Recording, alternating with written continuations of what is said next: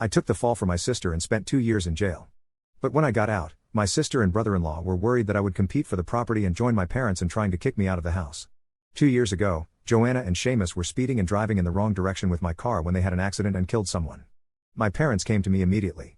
They said Joanna had a weak heart and had finally managed to get married. If she went to prison, not only would she lose her marriage, but her life might be at risk. They cried and begged me to take the blame for her. They promised that the whole family would repay me generously once I got out. I didn't do it for any reward. I did it out of love for my parents and genuine care for my sister.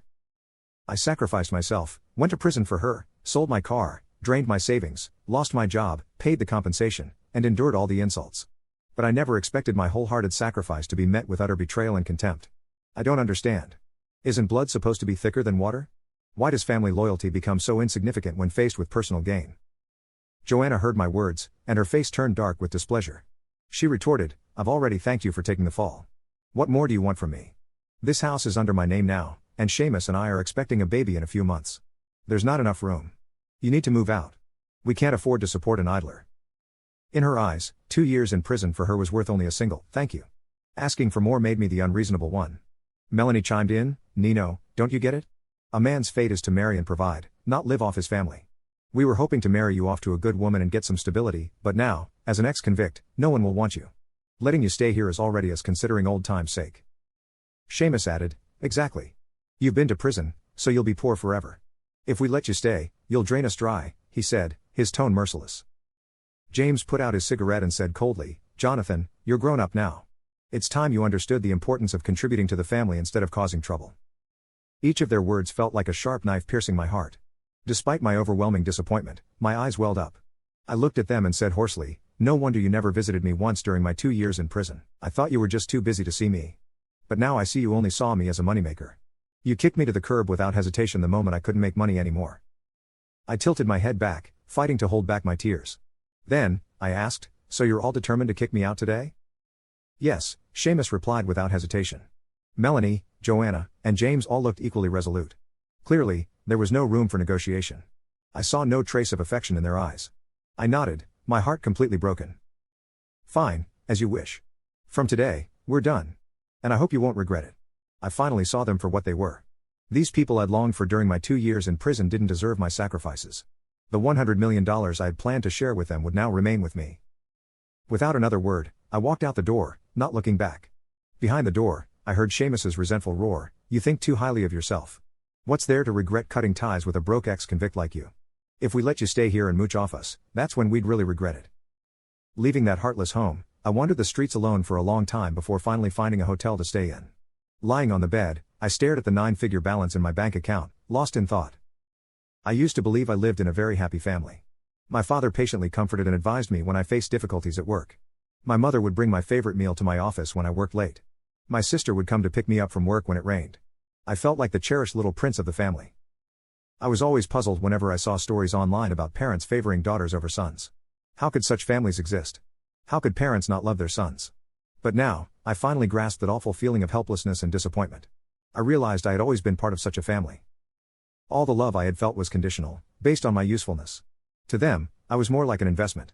Their love was the cost, and my money was the return. So, the gifts of fate had always come with a hidden price.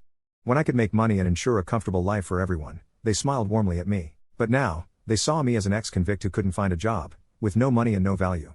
Their love had vanished completely. Little did they know, this ex-con had $100 million in his account. I couldn't help but feel a bit excited, wondering how they'd react when the son they despised most stood at the pinnacle of success one day.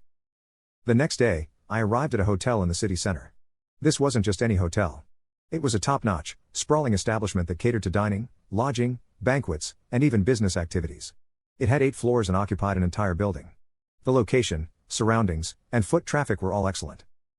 Before I went to prison, I worked as a hotel lobby manager. Naturally, I wanted to return to my old profession. Only this time, not as a manager but as the owner. I negotiated with the hotel's owner for several hours and eventually bought the hotel from her. I took over management that very day. From then on, I lived and ate at the hotel, seizing every moment to learn and develop new management and operational strategies. Under my leadership, the hotel's business flourished, becoming so popular that it was almost impossible to get a reservation. I soon became a bona fide wealthy man in the city. One evening, 6 months later, while inspecting the dining department, I overheard Joanna in a private room. This hotel is so popular. I had to book my daughter's 1 month celebration 2 months in advance just to get a table. I've heard that only the creme de la creme get to dine here. Joanna, you made it, bringing us to such a lavish place. I froze in place and realized Joanna had brought our parents and a bunch of relatives to this private room for her newborn daughter's 1 month celebration. Melanie was busy showing off by recording videos on her phone. My face appeared in the frame when her camera panned to the door. Jonathan? What are you doing here? Melanie put down her phone and frowned at me. Upon hearing this, everyone in the room turned their gaze toward me, standing at the doorway. Jonathan, have you no shame? You knew we were having a banquet here today and followed us just to scrounge a meal? Seamus rushed over and scolded me as if I were the plague. Who said I was here to scrounge for food? I replied calmly, what are you here for if you're not here to scrounge? Begging? This is a high-end place reserved for the wealthy. If you're hungry, go dig through the trash outside. That's where you belong, she said, crossing her arms and looking at me with utter disdain. The other relatives also frowned and glared at me, their expressions filled with disgust as if I were an annoying fly. Joanna spoke up, too, clearly unhappy. Jonathan, when you said you wanted to cut ties with us, I thought you had some backbone. But now, you've stooped to follow us for a free meal. It's really disgusting. Before I could respond, James chimed in, Jonathan, I taught you from a young age to be self-reliant and have some backbone. Have you forgotten? How could you throw away your dignity for a meal? I looked at them and sneered, it's just a meal. It doesn't matter to me. You're really something, aren't you? Sour grapes, as if you, a penniless ex-con, could ever afford a meal here even if you worked your whole life, Seamus sneered.